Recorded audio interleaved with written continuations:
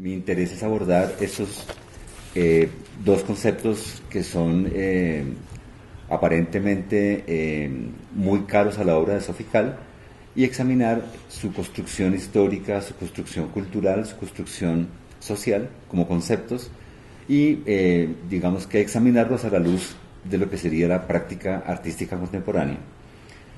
La charla entonces que propongo sobre Sofical lo que trata es de cruzar una serie de convenciones culturales que están gravitando en la orbe del arte contemporáneo, que han tenido que ver con cuestionamientos a la manera de concebir o hacer el arte en los siglos anteriores, y que básicamente se asocian o se acercan a la noción o a la figura del autor.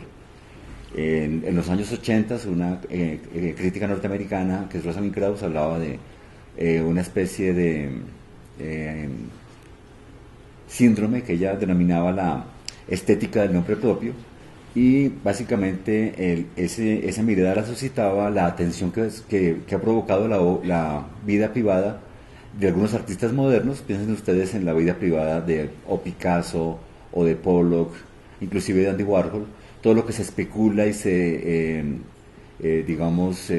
proyecta sobre la vida privada de esos personajes termina convirtiéndose en esa especie de síndrome del nombre propio, en un reemplazo de la significación o el sentido de su trabajo. Básicamente entonces uno de los fundamentos críticos del arte de nuestra época, del arte de los últimos 40 años por decirlo así, es revisar esa noción de la autoría, revisar esa vinculación entre obra y autor, poner en cuestión los vínculos connaturales que enlazan esas dos órbitas y sobre todo, poner en cuestión esta dependencia de la vida positiva o el referente positivo como vida real de un proyecto artístico y el significado de ese proyecto. Básicamente la idea de intimidad, que es la que estoy introduciendo como primera concepción en el título, podría leerse, como lo planteo acá, como una construcción cultural, como una convención cultural, porque si pensamos, la noción de intimidad pues ha sido bastante referida, bastante citada, bastante mencionada en momentos diversos de la historia del arte en la era moderna, y de formas distintas también cuando se trata de hacer ver una corriente artística, una obra artística que visibilice, movilice o se relacione ya sea con la subjetividad humana o ya sea con la vida doméstica o cotidiana. La noción de intimidad entonces parece referirse a ese espacio hipotéticamente interior del sujeto o a ese espacio privado del ámbito doméstico. Y de ahí uno puede ver, pues ya sea el famoso ejercicio modernista del expresionismo, puede ver uno de ahí también los enlaces que tuvo, por ejemplo, el paisaje en el siglo XIX con la percepción subjetiva del ser humano. Esta idea de que uno cuando ve un paisaje dice, pero bueno, ¿qué tiene que ver este tipo de situación con mi vida, con mi momento, con mi entorno, con mi historia? Y pues lo que respondían muchos historiadores es que la idea del paisaje básicamente gravita en torno al tiempo en el cual un artista reconoce una imagen geográfica como perteneciente a la categoría del paisaje y consigna ese arreglo momentáneo de condiciones de luz, profundidad, etcétera, que leemos como una imagen pictórica de un paisaje. En ese sentido, esa intimidad de la percepción expresiva de ese paisaje por parte del autor sería lo que está latente en la imagen del paisaje y sería lo que llevaría a un espectador a tener una experiencia en donde su propia dimensión histórica, cultural, social, subjetiva podría entrar a dialogar. Todo ese conjunto de hipótesis serían las que uno podría traer a colación cuando piensan en el enlace entre intimidad y arte, sobre todo en el umbral de la modernidad. Y esa noción de intimidad pues ha traído consigo nociones complementarias, como por ejemplo la idea de la expresividad mencionada ya anteriormente, una idea que entra en el plano teórico del arte en el siglo XIX, o la idea, por ejemplo, de la misma autobiografía, que también es otro corolario que se desprende de la noción de intimidad. Entonces, géneros artísticos, temáticas artísticas, concepciones artísticas atraviesan ese problema y tienen entonces ese trasfondo de vincularse con algo cotidiano, con algo familiar o con algo interior, entre comillas, interiormente humano.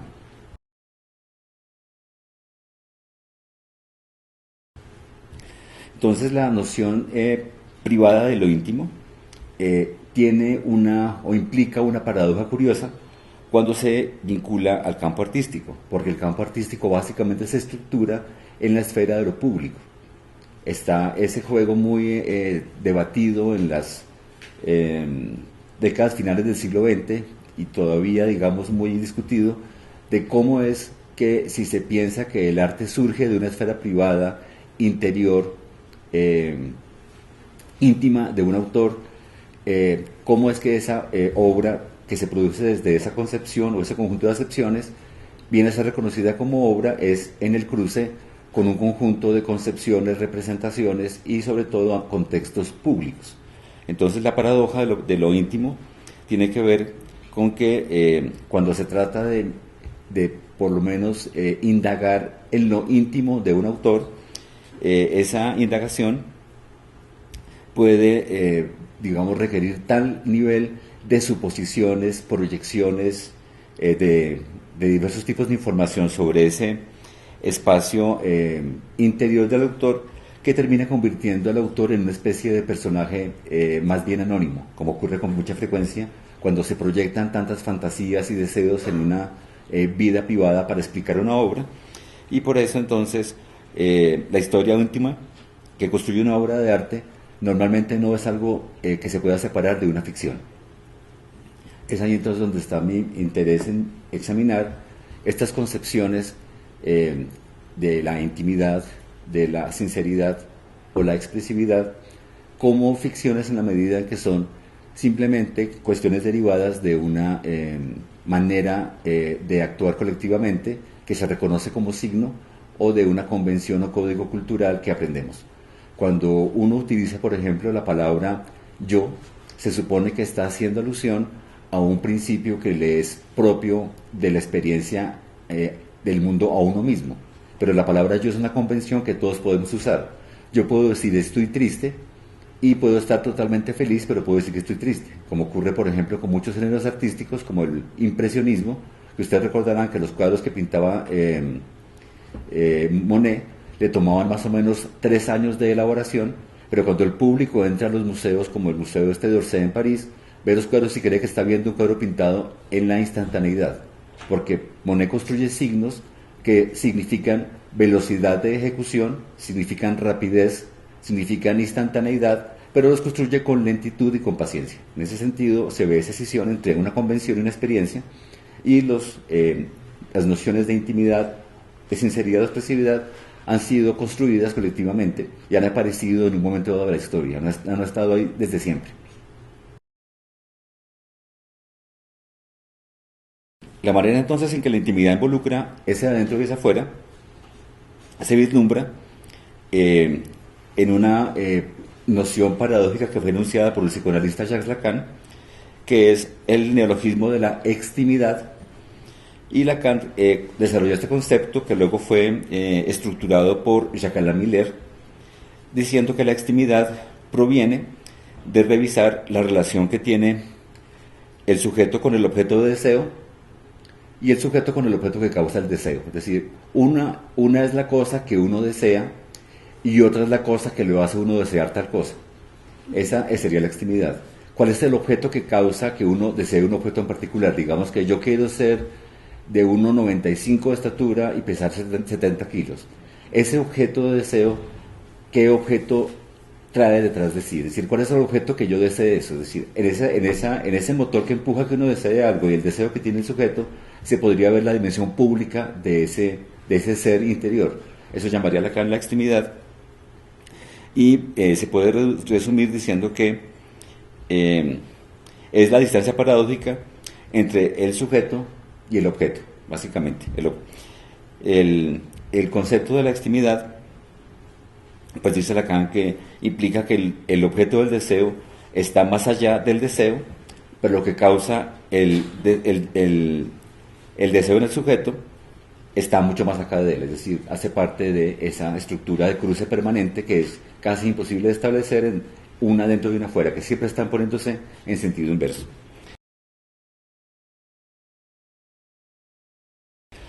El antecedente más claro, más nítido para este concepto lacaniano que pone en evidencia la paradoja de la intimidad es el concepto de lo siniestro, desarrollado por Sigmund Freud.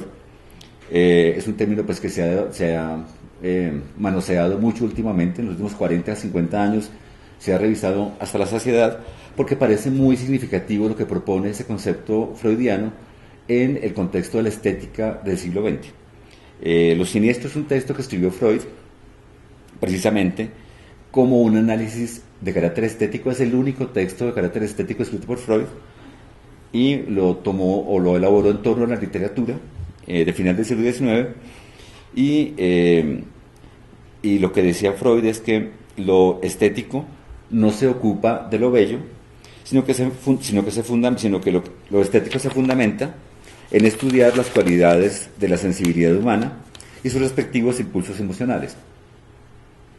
El término original que utiliza Freud es unheimlich en alemán, que es un término que lamentablemente no tiene traducción en español. La tiene parecida en inglés, que es uncanny. En español lo siniestro pues no aborda esa doblez que tiene en alemán, y es que unheimlich significa literalmente como no familiar o infamiliar, pero esa palabra no existe en nuestro vocabulario, y deja ver entonces que el concepto digamos que lo extraño o lo siniestro o lo ominoso es extraño, siniestro o ominoso porque era algo familiar que se volvió no familiar. Es un poco como el análisis básico de carácter lingüístico que se puede hacer al término. Entonces, lo que decía Freud es que esta noción de lo no familiar pues surgió claramente de una cierta experiencia de lo familiar. Freud estudia que la palabra familiar, o sea, Heimlich, durante siglos significó más o menos una sola cosa, ¿no? Que era aquello que era como hogareño, que era familiar, que era conocido, que era cercano. Pero en ese uso de varios siglos del vocablo comenzaron a aparecer usos sociales adicionales que tienen que ver con la vida familiar, con la vida cotidiana, con la vida, digamos, en privado, que es precisamente lo que sería visto como lo misterioso, lo disimulado, lo oculto, que es, por ejemplo, uno piensa en la casa familiar, lo familiar que es la casa, pero lo infamiliar que es, por ejemplo, el lecho materno en las noches, que uno no sabe qué pasa ahí realmente, ¿no? Esa idea de lo familiar que tiene algo oculto, la gente entra al baño y cierra la puerta, siempre hay un montón de espacios, un baúl con llave, un closet con llave, que implica que eso familiar siempre tenga algo demasiado íntimo, demasiado cercano, que se vuelve secreto, misterioso y disimulado. Y obviamente empiezan a ver que esa concepción parecería ser antagónica o parecería ser una negación de la concepción originaria del término. El término mutó y de ahí emerge la concepción de lo que es ya no familiar. Entonces, esta idea de cómo lo radicalmente privado se vuelve misterioso lleva a Freud a que se pregunte por cómo, por ejemplo, en la familia puede ocurrir un suceso muy privado, muy familiar, muy común. Todos sabemos que hay un montón de hechos familiares que no se pueden contar fácilmente, que se vuelve totalmente traumático en ese hábito privado, íntimo, doméstico, y que, digamos, impone una represión, impone como un candado simbólico, y es que uno le pasa algo horrible con algo en la familia, entonces uno decide ocultarlo, guardarlo, no hablar de esto, y decide mantenerlo en secreto. Sin embargo, cuando esos secretos salen a la luz de una manera, digamos, involuntaria, indirecta, aparece la experiencia del terror. Lo ominoso o lo siniestro sería la raíz de toda experiencia estética asociada con el terror, como cine de terror, películas de terror, entrar en un cuarto oscuro donde uno imagina la mano peluda, entrar al baño que le cojan el pelo, cosas de ese orden. Toda esa fantasía compleja que se asocia con la experiencia del terror tiene como raíz esta idea de algo que estuvo o debería estar oculto y por una razón involuntaria salió a la luz. Entonces, la emoción estética de lo siniestro que definió Freud implica básicamente que algo reprimido retornó. Y por eso suelen llamarlo algunos teóricos de manera simplificada como eso, como lo reprimido que retorna. Y es la experiencia, pues, en gran medida, de cruce entre lo privado y lo público. Entonces, en ese sentido, mucho del arte, lo sabemos bien, que se asocia tranquilamente al espacio doméstico, o al espacio privado, o al espacio íntimo, termina acarreando sentidos inquietantes y termina provocando en los espectadores identificaciones de carácter siniestro. Y eso es lo que se puede llamar en términos generales como la fantasía. La fantasía es esa proyección que se basa en esos dos ámbitos del deseo, que es lo que uno desea y por qué desea lo que desea, y normalmente pues tiene un enorme peso en la experiencia estética o una experiencia, digámoslo más bien holística, que compromete a los espectadores cuando se enfrentan a una obra de arte. Cerrando entonces la idea de la intimidad vista como ese punto de tensión entre lo privado y lo público, dentro de una fuera que se llamaría extimidad, se podría ver como una imagen simultánea del adentro y del afuera, como algo que se experimenta a la vez como lo más propio y como lo más extraño, o como una experiencia íntima que se fractura por su carácter incompleto, de modo que evidencia que lo íntimo del sujeto se encuentra siempre realmente en el exterior, como puede manifestar este tipo de situación, digamos, de base de confrontación. Hice este preámbulo un poquito como duro y antipático para tratar de clarificar la noción de lo íntimo que podría estar sustentando las prácticas artísticas de Sofical y que uno podría ver sustentando proyectos como Dolor Exquisito, que es ese proyecto que le tomó a Sofical cerca de 15 años de, digamos, de decantación para ser producido como proyecto artístico, pero que surge de una hipotética experiencia íntima que tuvo lugar en el año 85. Ella narra en la exposición que está acá al frente cómo al ganarse una beca del gobierno francés que le permitió una residencia en China, condenó a muerte su relación sentimental. Todo esto, como digo, es hipotético, es lo que ella propone como experiencia de un yo que habla, hipotéticamente de una experiencia propia o interior, y cuando termina el ciclo de residencias, tiene una cita con esa persona, que se supone que es su pareja, y la persona nunca le cumple la cita, le manda un telegrama diciendo que no va a ir, luego habla por teléfono con el novio, se entera que tiene otra novia y que no va a volver con ella, y la primera opción inquietante en la experiencia, digamos, de vida que ella narra, es que decide tomar la fotografía del teléfono con el que habló con el personaje, y a partir de ahí comienza el proyecto de Dolor Exquisito, que básicamente se plantea como una forma de ritual, digamos como de exorcismo,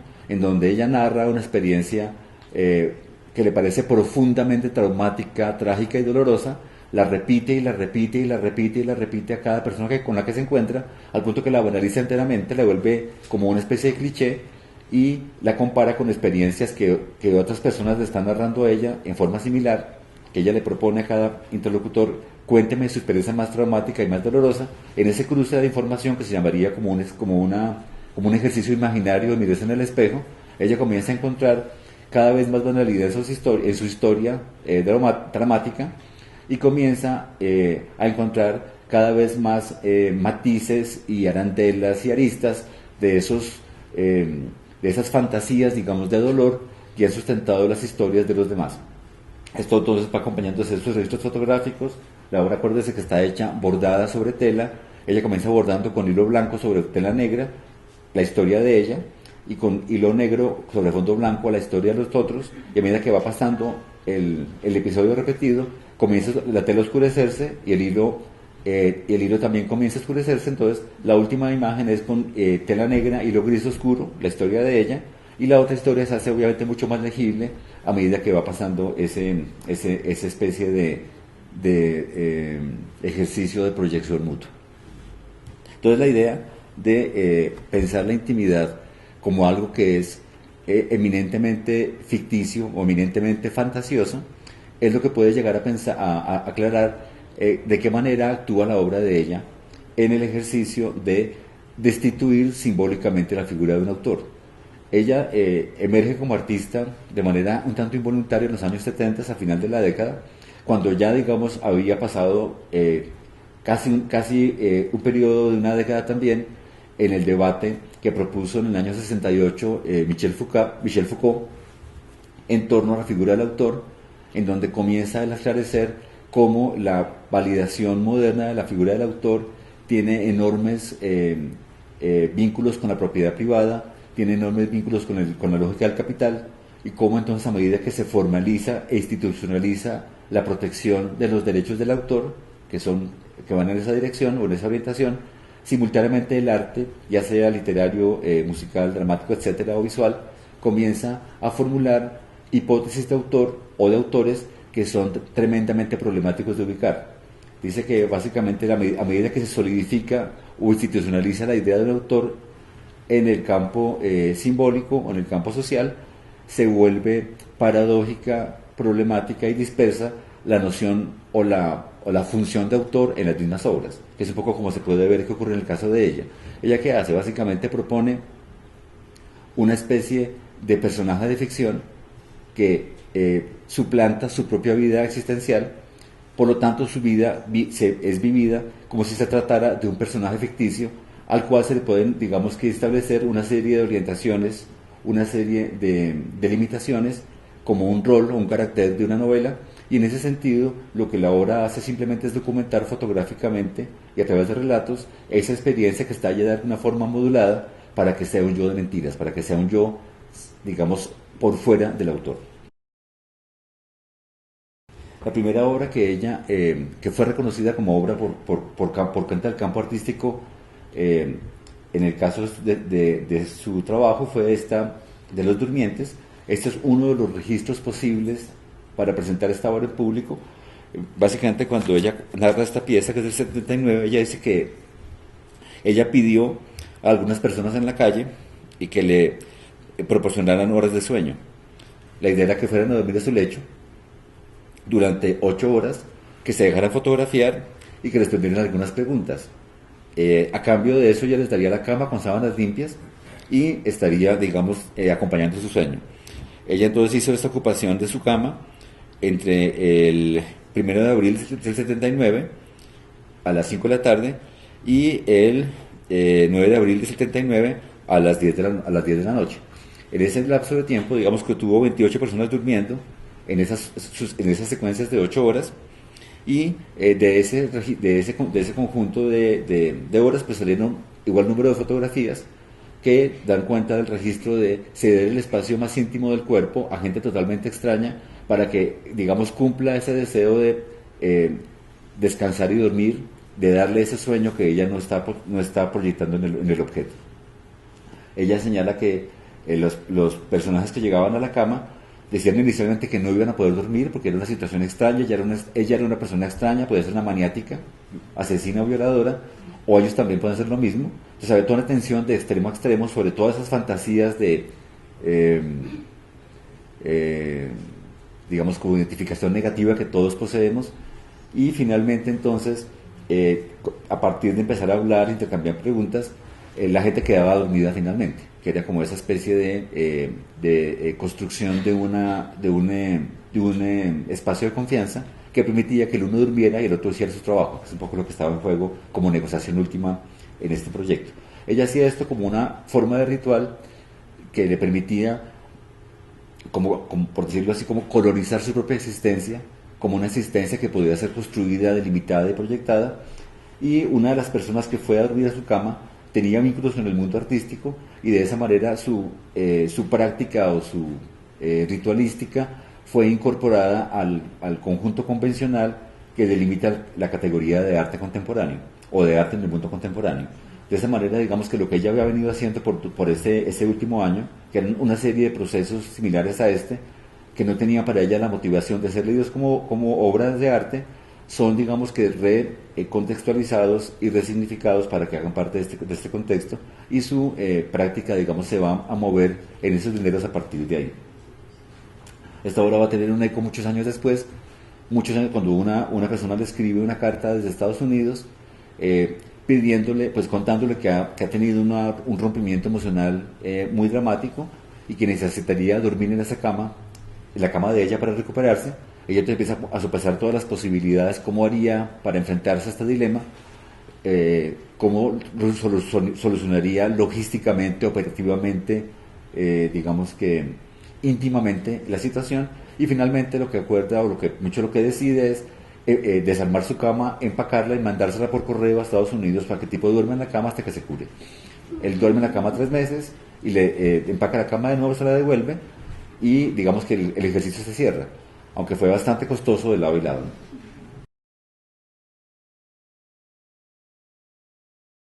El epicentro, digamos, de la charla que propongo tiene que ver con ese ejercicio de intercambio y de mutua colaboración que ocurrió entre Sofical y Paul Auster, el famoso escritor norteamericano, porque él, en el libro Leviatán, que es del año 92, que es la séptima novela de Paul Auster, delinea en algo así como 10 páginas el personaje de María Turner, que es una mujer pues llena de obsesiones y totalmente marcada por rituales, que obviamente cuando uno lee las páginas del libro descubre que están estrictamente articulados en torno a un conjunto de procesos y proyectos artísticos de Sofical. Básicamente es la vida de Sofical y la obra Sofical mezcladas las que le dan el soporte argumental al personaje de María Turner. Y entonces el autor Paul Auster, cuando comienza el libro, le dedica el libro a Sofical por permitirle, dice él, mezclar realidad y ficción.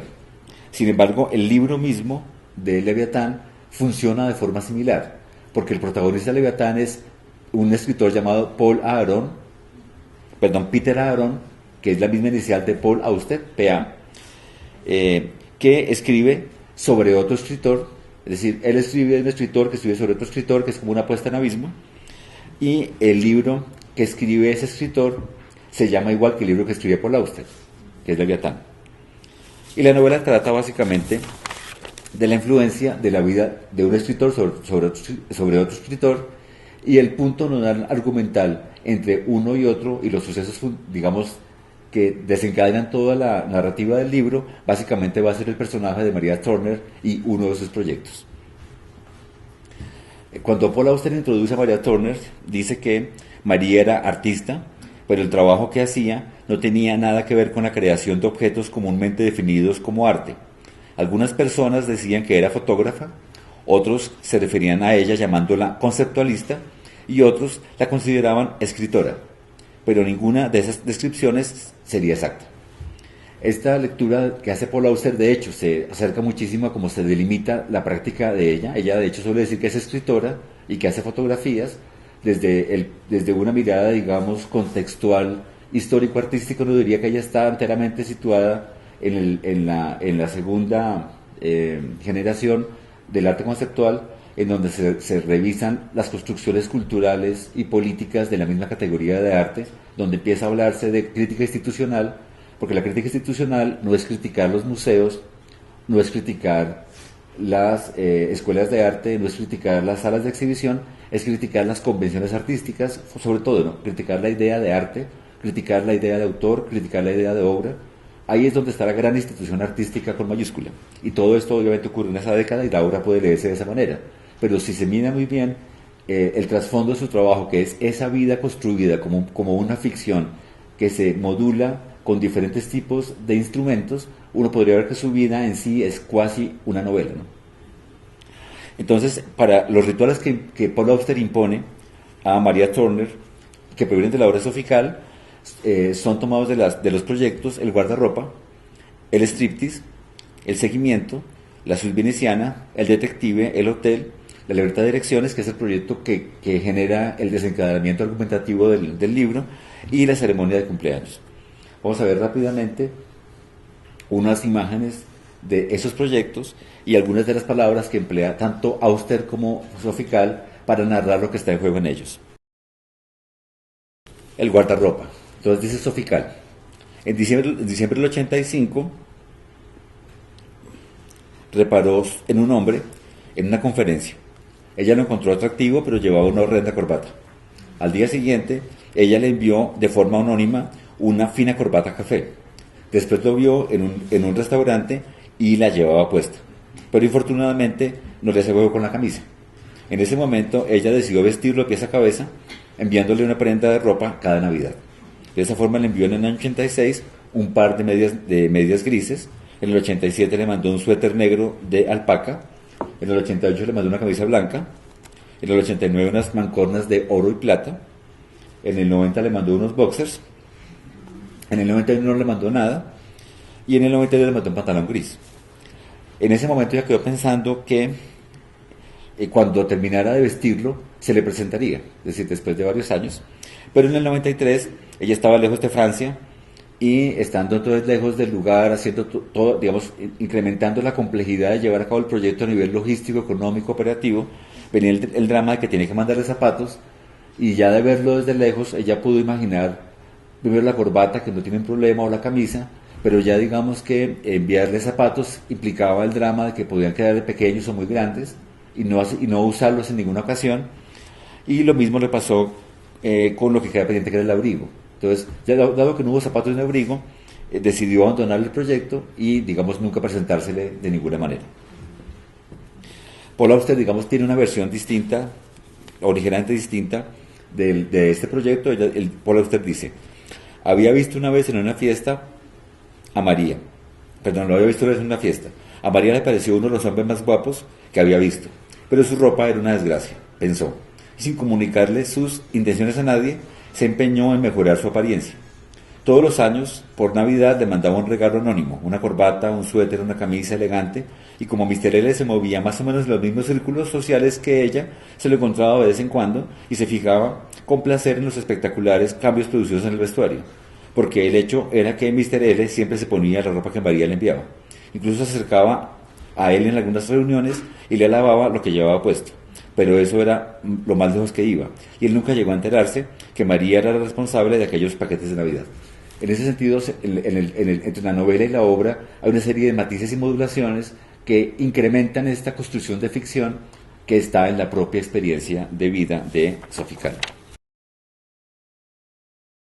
El striptease realmente no fue planteado por ella como una obra de arte. Hace parte de esos rituales que ella emprende cuando regresa después de 7 años de ausencia a Francia y a París.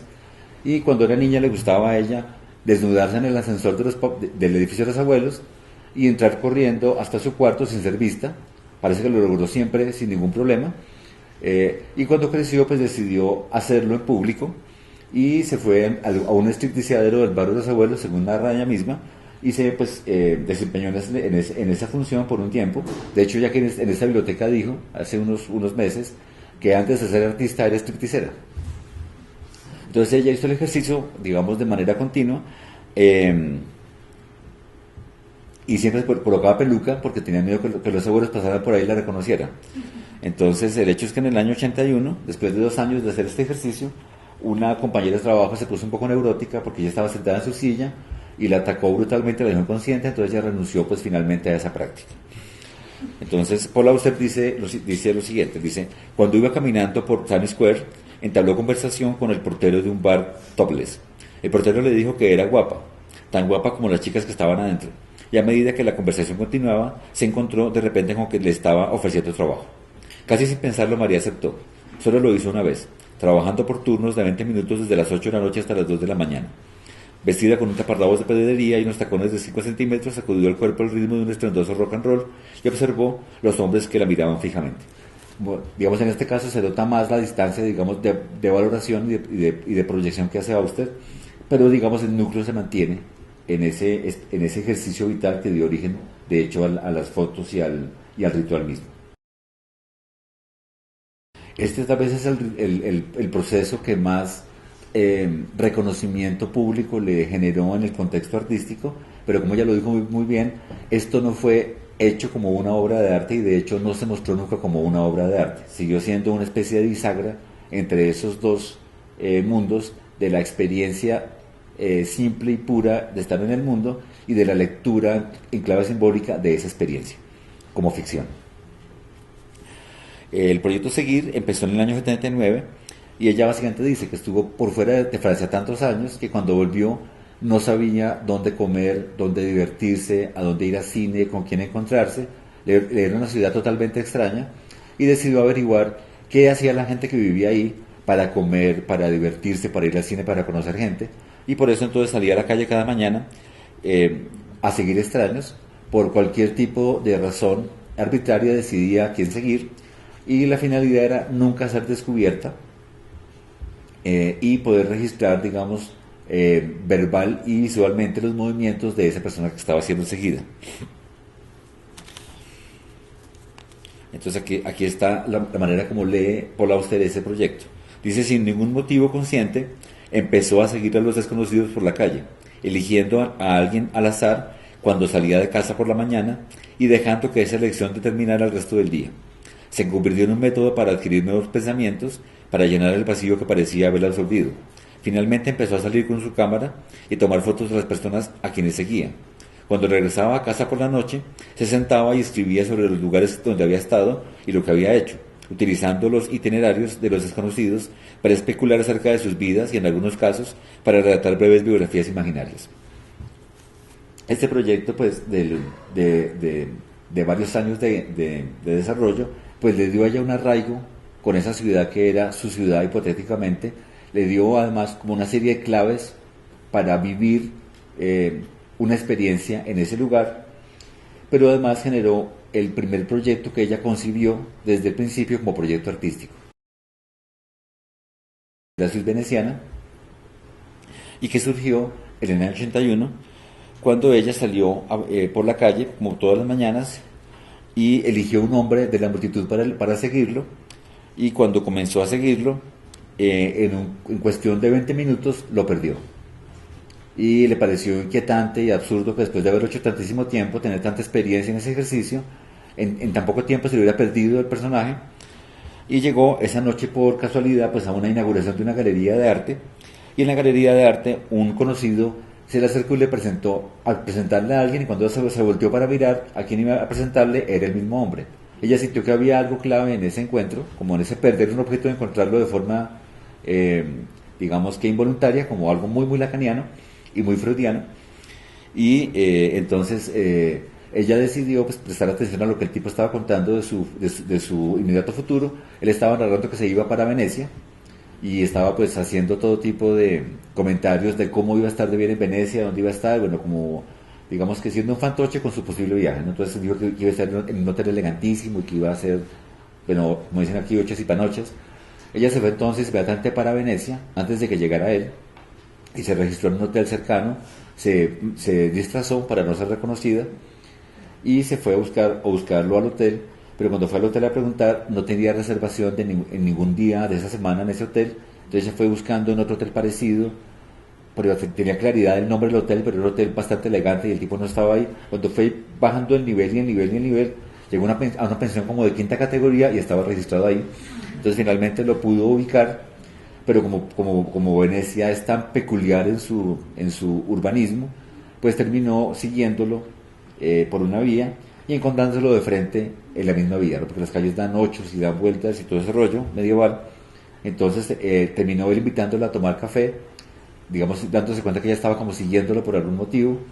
Toman un café, aquí se ven las fotos del personaje en Venecia, aquí se ve ella fotografiada por un fotógrafo de parque, disfrazada como pues gabardina, peluca y ya sombrero muy, muy original.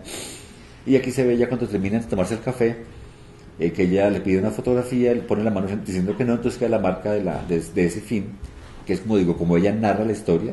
Uno podría imaginar que esto nunca pasó, que ella inventó las fotografías y estudió la historia, no sería perfectamente lícito. No cambiaría nada en la obra si fuera o no fuera verdad. Lo interesante es esa tensión de fantasía e hipotética realidad que todo el tiempo cruza de un extremo a otro su trabajo. Ella, tomando en cuenta esa experiencia que había estado desarrollando por años de seguir gente extraña, decidió devolverse la torta ella misma y le propuso a su mamá que le buscara un detective privado que la siguiera a ella durante un día. De esa forma estaría ya sometida a la misma experiencia. Según contó aquí mismo, el detective privado le dijo a la mamá que la seguiría un día cualquiera durante el mes siguiente. Entonces, de forma que había un lapso de tiempo bastante grande en donde cualquier día podría ser seguida. Entonces tienen que levantarse cada mañana y arreglarse y pensar en el itinerario que podría llevar a cabo para llevarlo a él, como decía ella en sus escritos, a una serie de lugares. Entonces cada mañana pensaba en esto y salía con la idea de que ese día iba a ser seguida. Entonces era esa forma, como digo, de vivir una vida que está soportada por la ficción o por la fantasía y que luego va a ser registrada como obra de arte de manera casi que documental. Ella dice que por fortuna a los pocos días de comenzar este interminable ritual salió de su casa y a los 10 minutos descubrió que le estaban siguiendo. Entonces, por eso dijo que era el peor detective del mundo. Entonces ella, pues ya sabiendo que era ese día, pues ya se armó de todos sus fierros, como se dice, y lo llevó a los lugares más interesantes para ella, lo llevó a un museo y se quedó una hora mirando un cuadro. Entonces que el tipo era como pensando, bueno, ¿qué está haciendo esa vieja ahí? ¿Tendrá una cita con alguien más? ¿Qué es lo que está mirando? Entonces, mira, llevándolo a experiencias inusuales, y aquí se ven con las fotos que tomó él de ella, saliendo de su casa, todo el registro completo, y aquí está el reporte. El detective solamente lo hizo por un día porque dice ella que era carísimo, entonces no había forma de pagarle más tiempo. Entonces él se refería a ella como el sujeto, y aquí está un poco la narración de las acciones que él leyó de ella en un momento dado. Entonces Paul Auster se refiere a este proyecto y básicamente lo que dice es lo siguiente, dice: él espera fuera de su casa, la ve salir y describe cómo viste. Se refiere a ella como el sujeto. La sigue a la floristería, al cementerio y a los demás eventos del día. Todos sus actos banales y sus recorridos por lugares especiales son registrados por él. Ella entonces, cuando estuvo haciendo el proyecto de seguir a alguien hasta Venecia, como dice ella, pues descubrió que quería hacer un proyecto en Venecia y aplicó a un trabajo temporal en un hotel como mucama, básicamente para reemplazar a una mucama durante sus vacaciones, que eran creo que 15 días. Entonces el proyecto, normalmente muchos proyectos de ella terminan siendo un libro, básicamente, más que una obra de sala, son libros, pero ella obviamente ha desarrollado esa doble dimensión de que sus obras tienen como una versión de pared y una versión como de mesa, ¿no? Como de mesa de noche, que es el libro que tiene fotos y textos que se puede leer, con diseño gráfico muy particular, con un criterio de impresión también muy específico. Entonces hay un libro pues muy atractivo del hotel, y básicamente lo que ella hacía en este proyecto era por 3 semanas, desde el 16 de febrero del año 81, sería la mucama del piso 4 del hotel, limpiando 12 habitaciones. Entonces básicamente lo que ella hacía era que en el curso de los labores de limpieza, que tenían que ser perfectamente convincentes, ella entonces examinaba las pertenencias de los huéspedes, observaba sus vidas a través de esos detalles y esos objetos, imaginaba qué tipo de gente sería, imaginaba cuál sería su rol, cuál sería su trabajo, cuál sería su vida, su diversión y demás. Todo eso a partir de esas huellas y detalles. Y lo que trataba de hacer era por ningún motivo ver a esa gente realmente, ¿no? Lo que quería era solamente ver sus pertenencias. Entonces con una cámara de esas de espía que son chiquititas, tomaba fotos de las maletas, de los closets, de los cajones de la ropa, del baño, como un ejercicio, digamos, de fetichización de esas evidencias de la vida material de alguien, que luego serían trasladadas por su misma fantasía cuando proyectara esos textos diciendo o proponiendo quién creería que sería la gente que estaría ahí, de qué edad sería, de qué estrato económico, qué tipo de vida llevaría. Todo eso que iba fantaseando se convertía como en una especie de bitácora de ese acto de limpieza, que a veces, digamos, implicaba la misma gente varios días, o a veces implicaba gente distinta cada cuarto, cada día. Entonces aquí les doy un pedacitico del diario de ella. Dice: el lunes 16 de febrero, 9:30 am. Solo una cama ha sido usada. Encuentro una impresionante pila de equipaje al lado derecho de la pared. 4 maletas de Vuitton apiladas una sobre otra. 3 bolsos de viaje, un montón de zapatos, 8 pares de mujer, talla 38 y 5 de hombre, talla 42. Abro el guardarropa. Al lado derecho hay algunas ropas de hombre, incluyendo 3 pares de zapatos nuevos con cubierta de fieltro, un sombrero, 2 pares de calzoncillos blancos y un par de pantalones con tirantes gruesos. Todos de fina calidad. Imagino unas personas algo mayores, bien acomodadas. En el baño nada especial salvo un camisón de franela rosada. Me pongo algo de su perfume Chanel No. 5. Apresuradamente abro sus maletas, veo de un vistazo la revista The Economist y una bolsa plástica con algunas bananas. Tan pronto el cuarto está listo, me voy. Ese tipo de de comentarios son los que van dándole esa luz de fantasía al registro fotográfico y van, digamos que, poblando de intimidades esos espacios habitados por objetos, por detalles y por huellas. Este proyecto que les mencionaba antes, que era el detonante del argumento central del libro Leviatán, pues también le generó a Sofical un importante acento en su vida.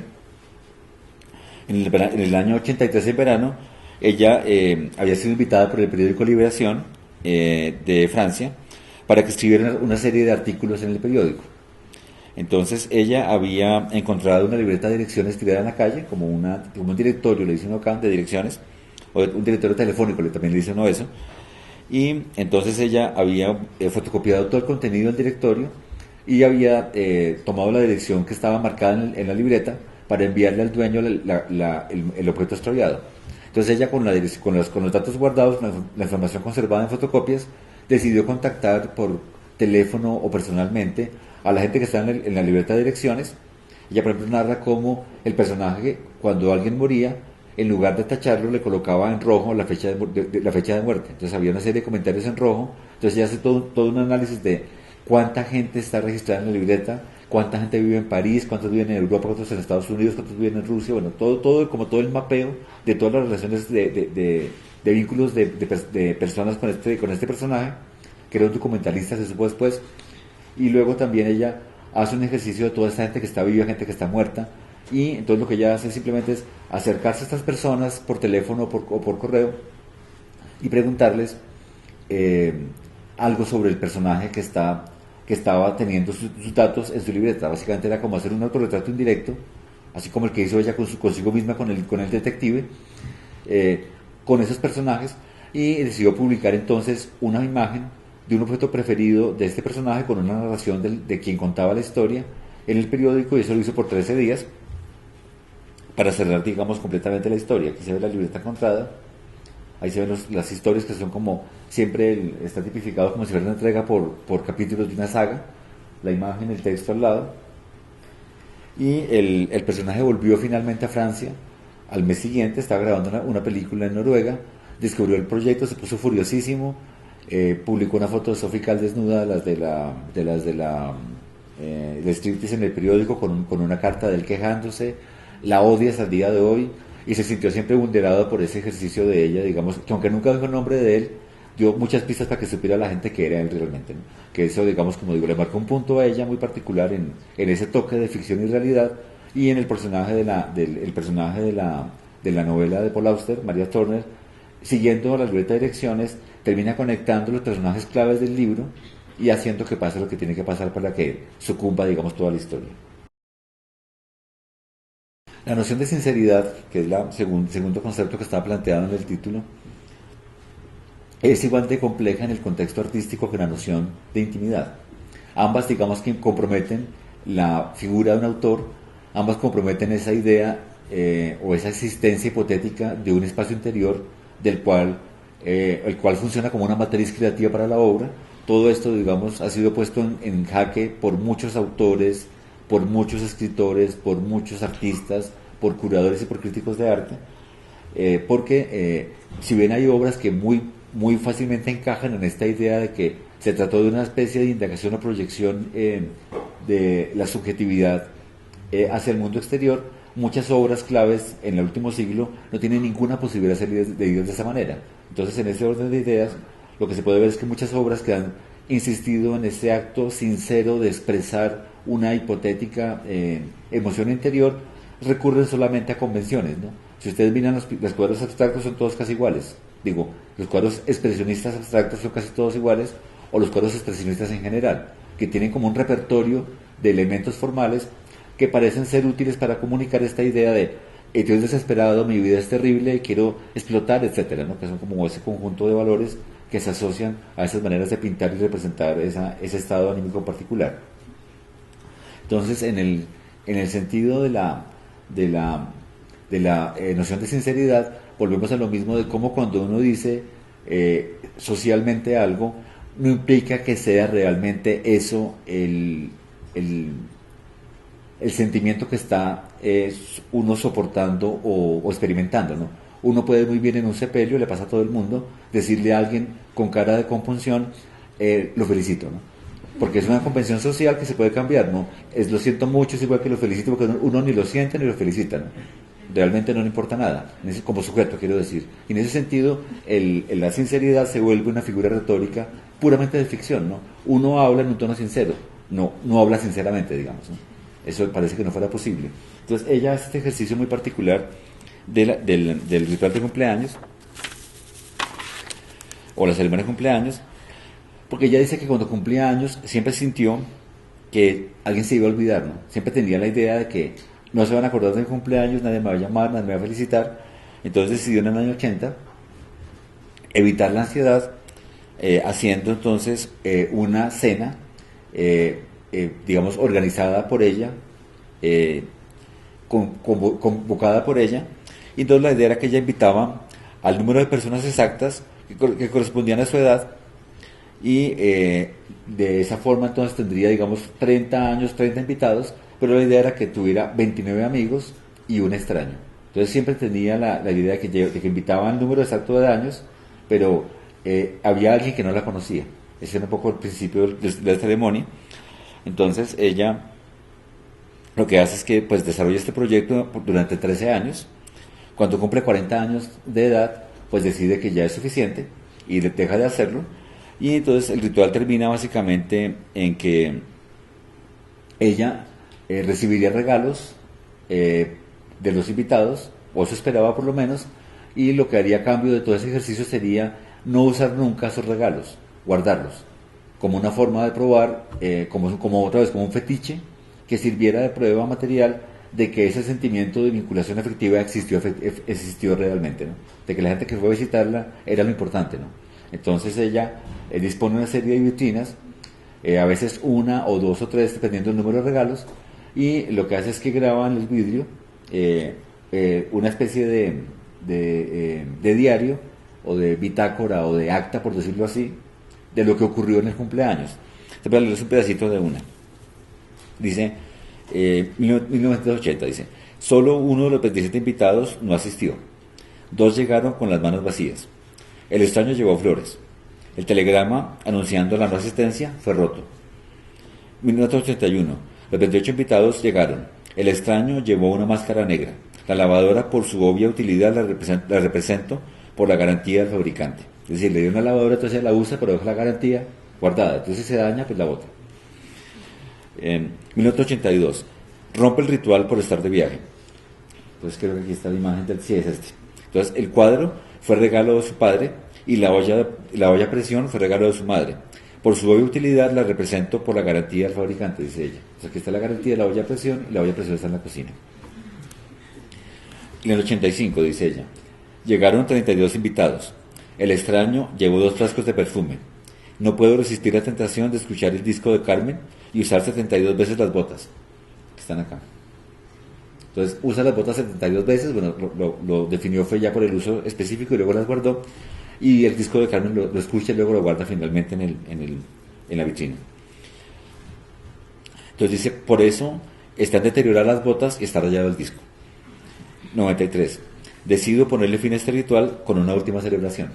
Entonces básicamente esas vitrinas son como una especie de museo privado, ¿no? De ese espacio de carácter emocional que articula una comunidad específica o un grupo específico, y son, como decía antes, como una estructura de fetiche que reemplaza o que está en lugar de ese vínculo afectivo que se supone que fue la ansiedad que motivó el proyecto.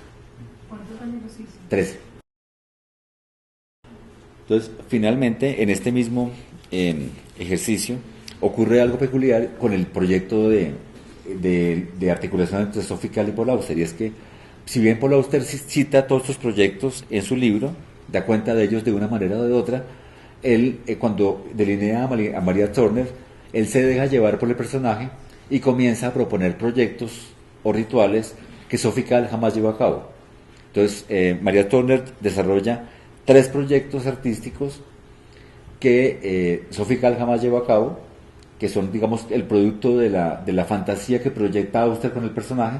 Entonces Sofical decide en el año 98, cuando retoma el ejercicio que hizo Auster en el 92, ella decide desarrollar esas obras que hizo María Turner, hacerlas en la vida real y documentarlas, y de esa manera entonces complementar todo ese trasfondo de enlace entre ficción y realidad. Entonces ella dice Paul Auster en el libro, algunas semanas se permitía hacer lo que ella llamaba la dieta cromática, limitándose a alimentos de un solo color cada día. Lunes, naranja. Lunes, naranja, zanahorias, melones, camarones cocidos. Martes, rojo. Tomates, granada, steak tartar. Miércoles, blanco. Lenguado, patatas, requesón. Jueves, verde. Pepino, cohombro, brócoli y espinacas. Ese es el segmento que delimita ese proyecto, que digamos le sale un poco de la ficción a María Turner. Entonces Sofical decide pues hacerlos incorporando el plato del mismo color, la servilleta y los cubiertos y el vaso del mismo color, pero además ella dice que siendo rigurosa encuentra ajustes que hacer a la dieta de Paul Auster. Entonces ella dice que el lunes ella agrega, por ejemplo, jugo de naranja que le faltaba a la bebida, a lo que dice Paul Auster. O sea, entonces quedaría, el lunes quedaría, ¿dónde está? Quedaría el lunes zanahorias, melones, camarones cocidos y jugo de naranja. El martes ella agrega pimentones asados y vino rojo, a lo que ya estaba previsto. El miércoles ella agrega leche y arroz, porque ella, Paul Auster decía que había papas, pero para ella las papas son un poco amarillas, entonces decide cambiar la papa por arroz para equilibrar el color, entonces queda de esta manera. El jueves ella agrega pasta al pesto, uvas y kiwi y refresco de menta. Y como el viernes, él no dice qué es lo que come el viernes, ella el viernes decide que come,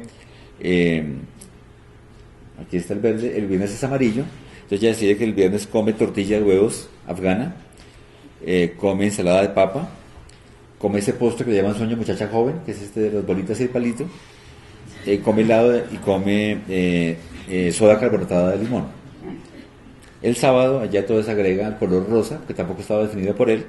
Entonces el sábado es jamón serrano, ensalada de huevas de pescado, helado de fresa y vino rosado de provincia, haciendo completo el proceso. Entonces ella decide, como no se establece cómo es el domingo es la idea de una cena común en donde están todos los colores servidos.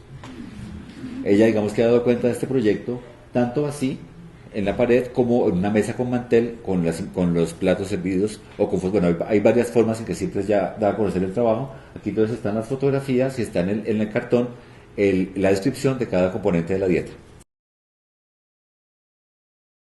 Otro proyecto que le proyecta Paul Auster a Sofical, como María Turner, es los días bajo el signo de B, C y W. Dice Paul Auster, otras veces hacía divisiones semejantes basadas en las letras del alfabeto, es decir, si un día era amarillo, rojo o azul, otro día podía ser, por ejemplo, todo hecho bajo el hechizo de la B, la C o la W. Y tan repentinamente como había empezado, abandonaba el juego y pasaba a otra cosa. Entonces, para que Sofical fuera como María Turner, entonces decidió pasar el martes 10 de marzo del 98 bajo el signo de la B, por Big Time.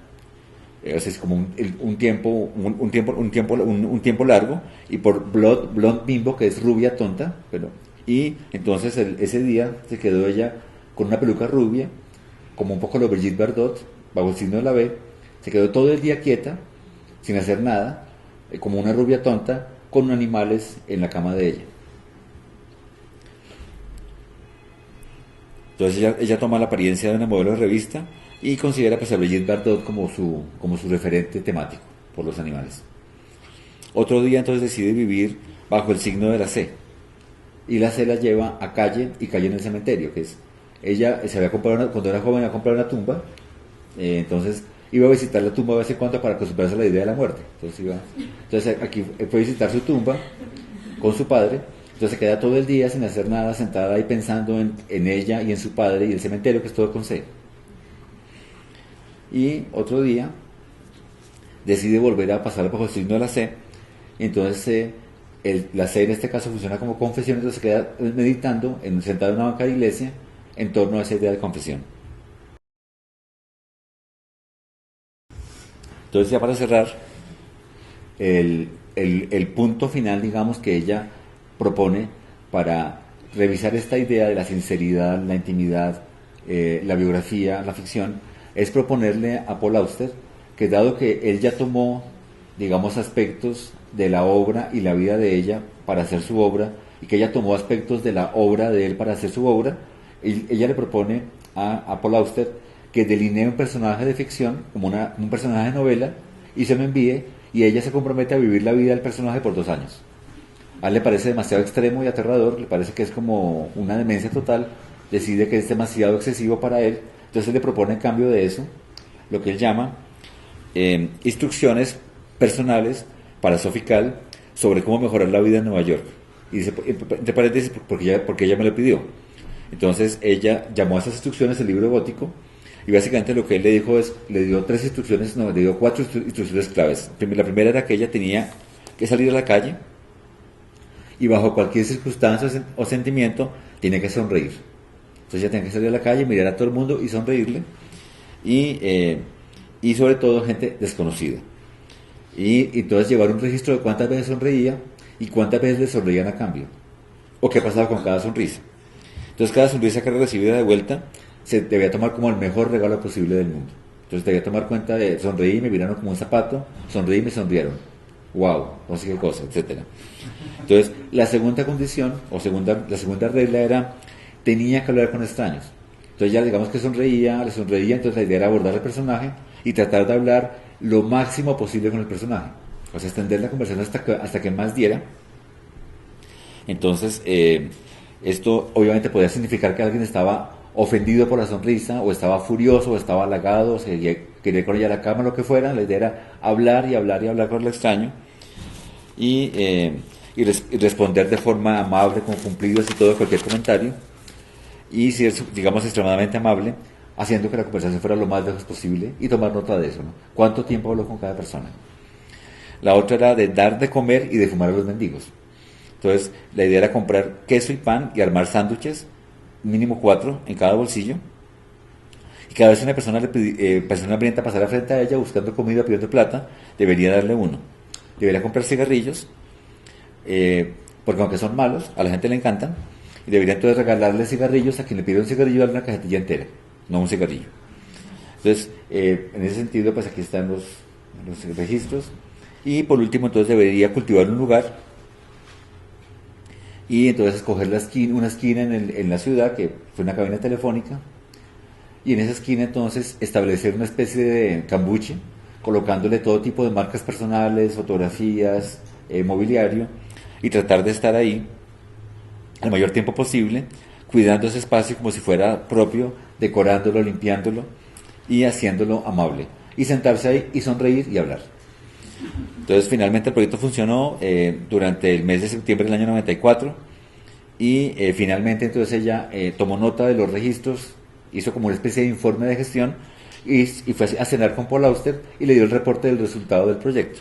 Básicamente fueron 195 sonrisas dadas y 72 recibidas, 22 sándwiches aceptados, 10 rechazados, 8 paquetes de cigarrillos aceptados, ninguno rechazado, y 154 minutos de conversación. Con este ejercicio, digamos, ella hizo el proyecto llamado Doble Fuego, que es el libro donde ella inscribe los argumentos y los personajes y narraciones del libro de Paul Auster, donde ella escribe su versión y en su modo de narrar de sus proyectos, donde describe la forma como ella hizo las obras que Auster proyectó, y cierra el libro entonces con este capítulo en donde puede ver esa colaboración que va un poco más allá como del umbral del trabajo artístico mismo, en donde podría inscribirse fácilmente todo este juego de cómo lo que le interesaría a ella básicamente es destituir el lugar del yo, o destituir la noción de subjetividad privada, básicamente digamos que empujándola a salir hacia afuera. Es decir, ella insiste tan fuertemente en una inscripción del yo, que vuelve el yo casi un personaje anónimo, vuelve el yo una figura enteramente ficticia y fantasiosa, y digamos que convierte ese espacio privado en público y el público en privado, motivando básicamente ese ejercicio de ver cómo en su trabajo lo que uno está haciendo es recibiendo registros y documentaciones de una vida que parecería ser la que es la hora misma. Muchas gracias.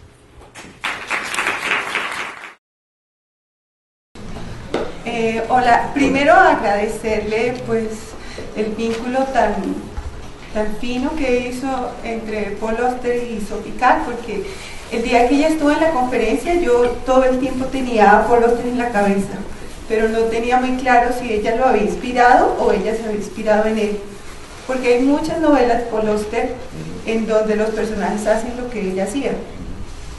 Mi pregunta es, y es la misma pregunta que yo tendría para Paul Auster si alguna vez lo pudiera conocer, ¿no se vuelven los personajes inauténticos por estar representando una vida que no llevan? Es decir, al estar dramatizando una vida, al estar siguiendo otras vidas, eso no se vuelve como muy actuado, como no real.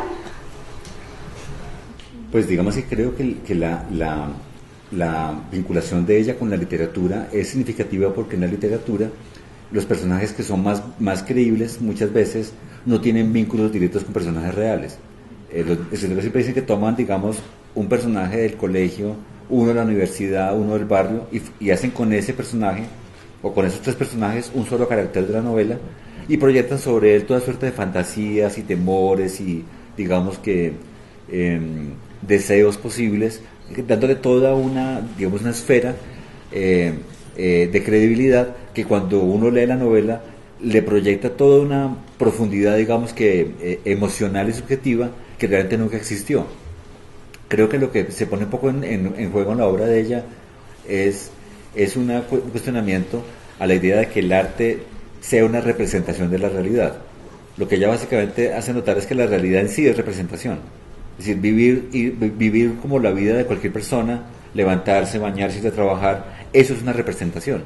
Lo que ella propone es modular esa representación para sacar un poco de casillas sus fundamentos y simplemente registrar y o documentar esa transformación.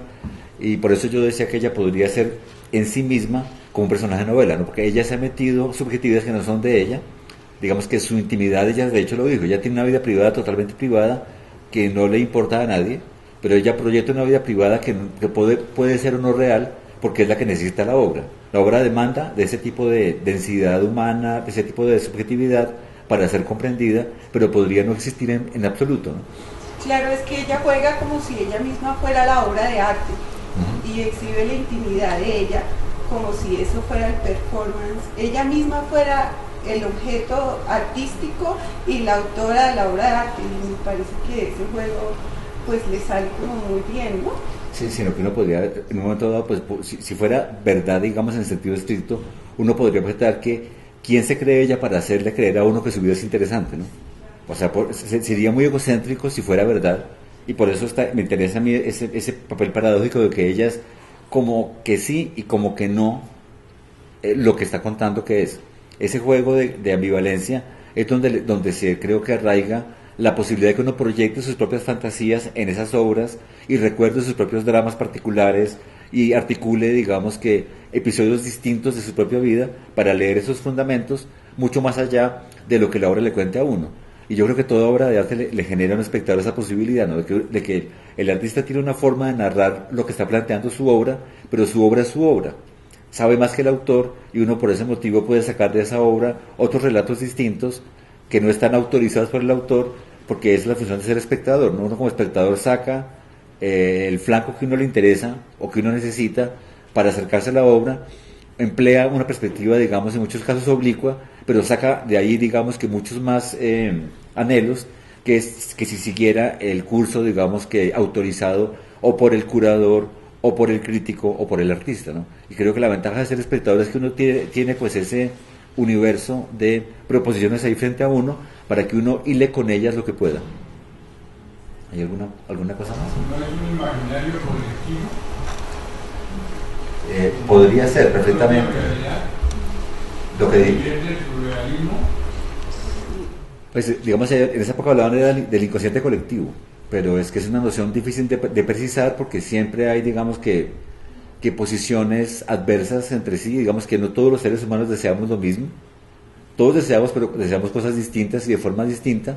Es difícil pensar que estemos todos soportados por la misma, por el mismo trasfondo de subjetividad, pero sí claramente hay elementos compartidos, ¿no? Digamos que todos tenemos un umbral comparativo o de dolor, o de ansiedad, o de placer. De hecho, esta cuestión de que uno le diga a alguien, yo no como comida picante, es diferente que uno diga yo como poco de picante. Si yo como poco de picante me pueden dar un montón de picante porque para alguien ese poco es un montón o ese montón es un poco, ¿no?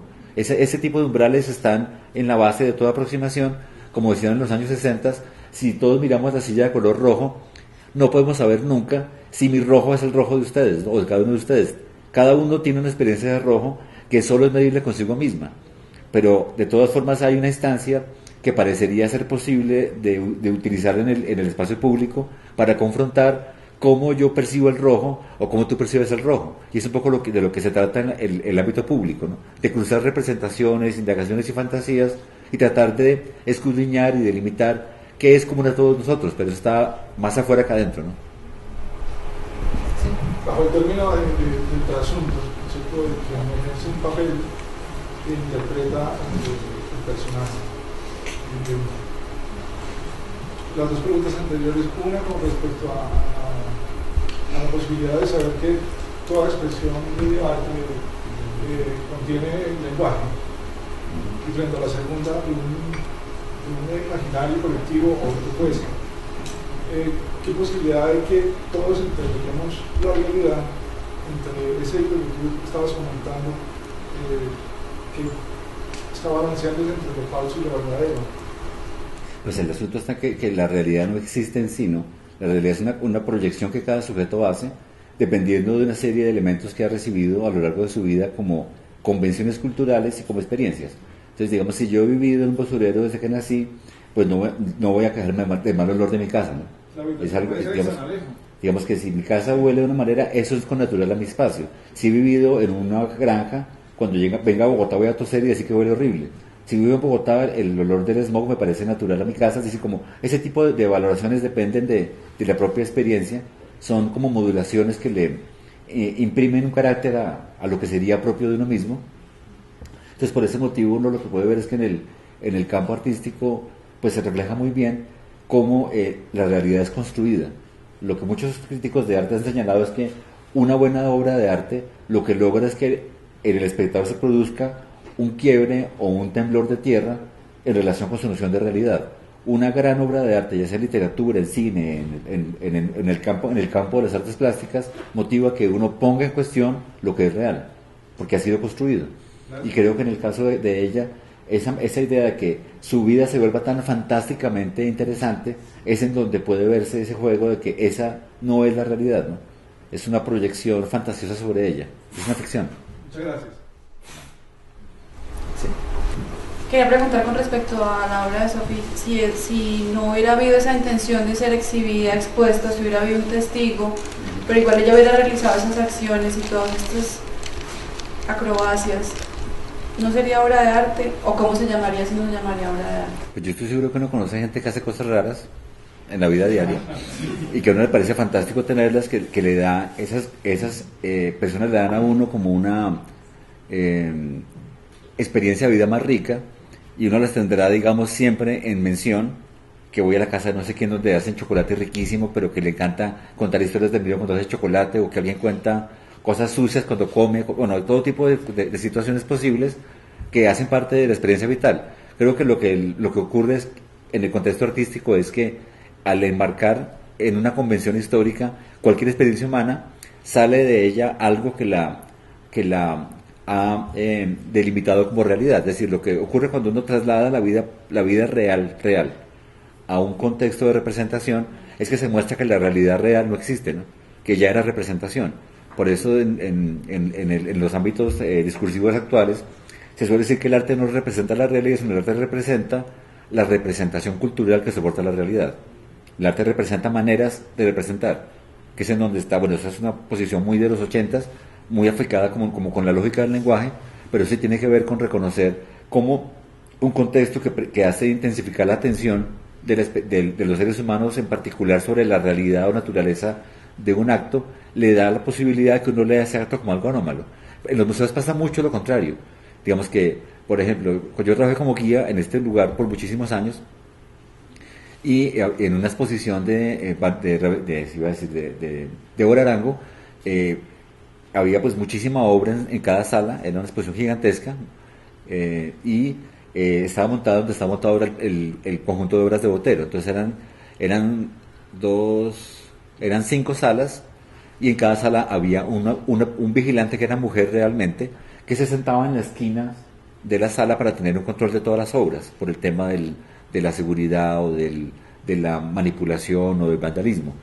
Entonces, como después de un mes de existir la exposición, todas las sillas eran sillas negras de cuero, como muy en estética del Banco de la República, así cuero, madera, que uno los ve como muy institucionales, muy sillas, como el mobiliario de la institución.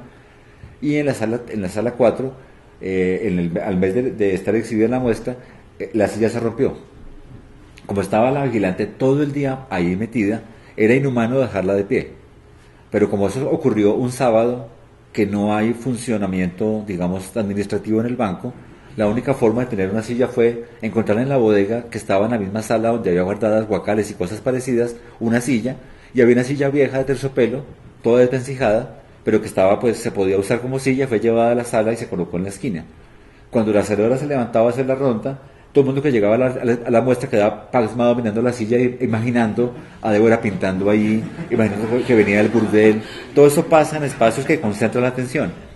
Y hay miles de anécdotas de guías de exposiciones mirando, sobre todo ya cuando es arte contemporáneo, es aún mayor, ¿no? Que cualquier cosa, si alguien colocó un martillo en el suelo mientras pintaron una pintura, pasa allí y queda tardado mirando el martillo, porque se trata un poco de mirar la vida real con unos ojos intensificados que hagan ver como esas capas de sentido acumuladas, ¿no? Entonces sí creo que si ella no hubiera sido inscrita como arte, sería parte de la vida cotidiana, como muchísima gente existe, pero muy posiblemente habría sido escritora, ¿no? O sea, si habría sido escrita en otro contexto, porque desde que comenzó a hacer esto, comenzó a escribir. ¿Alguna cosa más? Sí, yo tenía una pregunta sobre la función del autor, pensando que tú hiciste ese vínculo autor con relación a Rosalind Krauss. Pensaba entonces en esa muerte del autor, digamos que ya se diluye como esa función de autor y empiezas a emerger más bien el lector o el espectador en este caso de la obra, como cuando decías que ya el espectador empieza a crear esa obra, y entonces si está el martillo, pues ya se da este discurso. La idea que tengo más o menos es con relación a la escritura en la obra de Sofical, cómo esa escritura empieza a venir, escritura de tono oscuro, en un fondo oscuro, digamos, también como ese juego, que uno diría desaparece, pero de pronto aparece más, ¿no? Como ya pues pensando un poco más en esas capas de sentido, ¿no? O sea, cuando no está la escritura, pronto es cuando aparece más. Y bueno, pensaba entonces cómo decir, bueno, ella en tanto que está apareciendo como construyendo esta intimidad, está desapareciendo como autor, está desapareciendo en cada texto que está escribiendo, en cada carta, y como justamente el fetiche también pareciera ser como una estrategia para desaparecer tras ese fetiche, ¿no? Como casi que la escritura se vuelve también, no sé si se vuelve también un fetiche, y esa cosa, bueno, ¿cómo tendría que ver eso con Lacan ahí, ¿no? Como con esa idea de la extimidad, no sé cómo entenderla, si tiene que ver con el fetiche o no, si simplemente tiene que ver más con esa idea de que lo íntimo se proyecta hacia afuera y se vuelve público, ¿no? Sale a la luz, como la idea de lo inquietante, no sé cómo sería. Pues digamos que lo que yo veo es como que el trabajo de ella,